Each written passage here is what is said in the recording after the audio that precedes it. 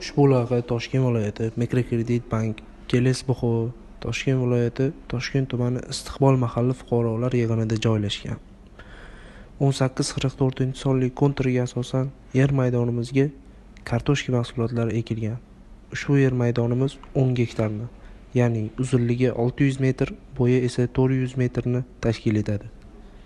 Maydonda ekinimiz zamonaviy usullar bilan parvarish qilinib kelinmoqda. Ko'rib turganingizdek, hosilimizning yarmi ham yig'ishtirib olingan.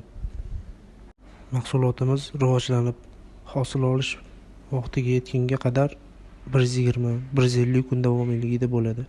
Bu jarayonda ekin sug'oriladi va mineral o'g'itlar bilan oziqlantiriladi. Ushbu loyihaga 16 nafar dehqon xo'jaliklari biriktirilgan. Har bir dehqon xo'jaligi uchun o'rtacha 34 sotixdan maydon to'g'ri keladi.